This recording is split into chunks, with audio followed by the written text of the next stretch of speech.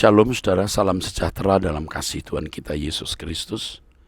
Kebenaran hari ini berjudul Kepuasan yang Kudus. Kepuasan yang kudus. Hal yang sangat prinsip yang kita harus perkarakan di hadapan Tuhan adalah gairah atau spirit apa yang sekarang ini menguasai hidup kita. Mengapa? Sebab dari gairah tersebut akan terbukti selera jiwa seseorang. Pada umumnya orang-orang yang memiliki banyak keinginan untuk memuaskan hawa nafsu adalah orang-orang yang mengarahkan selera jiwanya kepada dunia. Mereka menjadikan dirinya musuh Allah. Jadi kalau selera diri kita dunia, kita menjadikan diri kita musuh Allah. Kata hawa nafsu dalam teks aslinya yang tertulis dalam Yakobus pasal 4 ayat 1-3 adalah hedoni. Hedoni. Jadi kita selama ini mengenal kata hedonisme itu dari bahasa Yunani. Hedoni yang artinya pleasure atau enjoyment in an unfavorable sense. Enjoyment in an unfavorable sense. Kesenangan atau kepuasan yang merugikan. Kata hedoni dalam Alkitab bahasa Indonesia juga diterjemahkan hawa nafsu. Kata mengingini Yakobus pasal 4 ayat 2 dalam teks aslinya adalah epitumia, lust, yang artinya keinginan yang kuat atau sangat mengingini. Dalam diri setiap orang Kristen ada pergumulan itu, saudara. Ada hedoni, ada epitumia. Hedoni ini nafsu, hawa nafsu. Epitumia itu keinginan yang kuat. Nah, selera jiwa seseorang mewarnai keinginan itu yang didrive oleh nafsunya. Di dalam diri setiap orang Kristen ada pergumulan yang mengarahkan dirinya kepada selera rohani atau selera dunia ini. Perlu saya ingatkan di sini bahwa arah yang salah dalam waktu yang lama bisa membuat orang tidak bisa berubah lagi. Tidak ada kesempatan untuk merubah arah. Jadi kalau sejak muda, anak-anak muda ditantang untuk bertobat, maksudnya supaya masih bisa diperbaiki. Dalam Matius 10 ayat 39, Tuhan menyebutnya sebagai pergumulan kehilangan nyawa. Nyawa dalam bahasa jiwanya, maksud saya nyawa dalam bahasa Yunaninya suke yang artinya jiwa. Dalam jiwa ada pikiran, perasaan, kehendak. Di dalam jiwa ada selera. Kalau seseorang berhasil rela kehilangan kesenangan dunia ini, yang sama dengan rela kehilangan nyawa, ia akan mengarahkan dirinya kepada selera surgawi. Ia akan memperoleh kebahagiaan di dunia yang akan datang.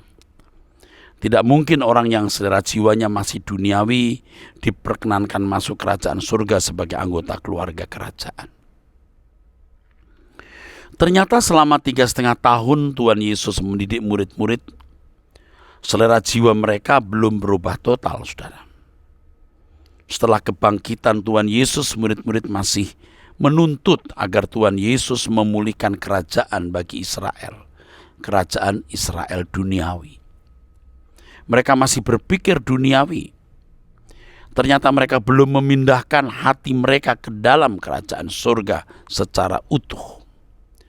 Mereka masih menginginkan kerajaan mereka sendiri. Ini berarti mereka masih memiliki cita rasa atau selera bumi ini. Bukan selera langit baru, bumi baru. Itulah sebabnya saudaraku sekalian, mereka harus menerima Roh Kudus yang menuntun mereka kepada segala kebenaran. Perubahan secara signifikan terjadi ketika mereka dipenuhi Roh Kudus.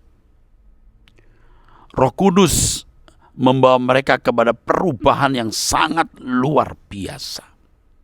Saudaraku, sesungguhnya Bapa mengendaki agar setiap orang percaya memiliki selera atau cita rasa rohani atau selera cita rasa surgawi. Selera atau cita rasa rohani tersebut adalah gairah untuk menikmati kehidupan yang melakukan kehendak Allah dan menyelesaikan pekerjaan Allah, bukan menikmati yang lain. Dengan melakukan ini, Tuhan Yesus menikmati hidupnya sebagai anak Allah yang dapat memuaskan hati Bapa.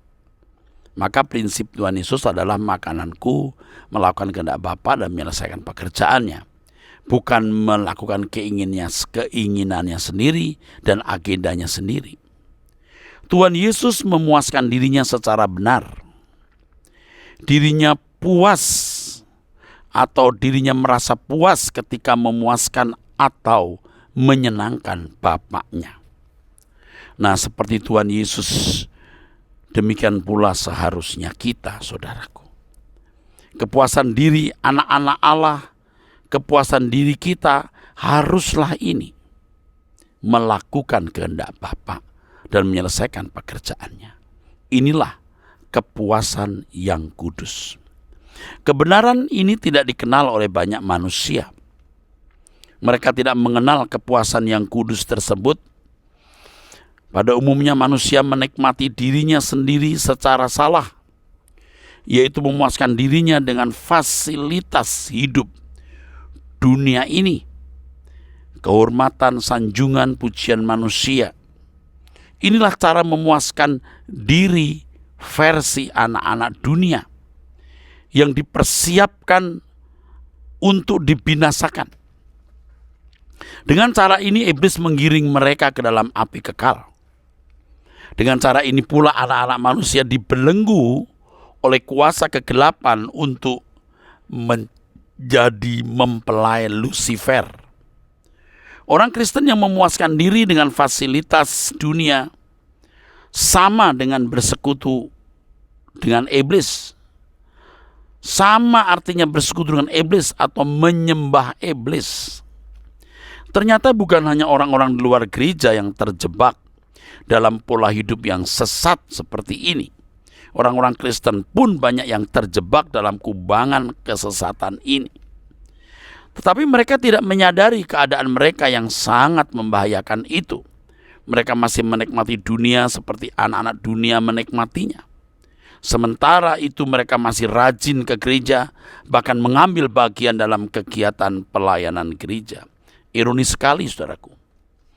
Sebagai orang percaya yang sudah mengerti kebenaran, kita harus sungguh-sungguh mengubah cita rasa atau selera duniawi kita dengan selera yang baru seperti selera yang dimiliki Tuhan Yesus, yaitu melakukan kehendak Bapa. Dalam hal ini, kita harus benar-benar memperkarakan apakah kita sudah sungguh-sungguh melakukan kehendak Bapa atau belum. Hal ini merupakan kepuasan jiwa kita dan menjadi selera jiwa yang permanen melakukan kehendak Bapa tersebut. Dengan selera atau cita rasa jiwa ini kita dapat menolak setiap tawaran yang diajukan oleh kuasa kegelapan, yaitu keindahan dunia ini.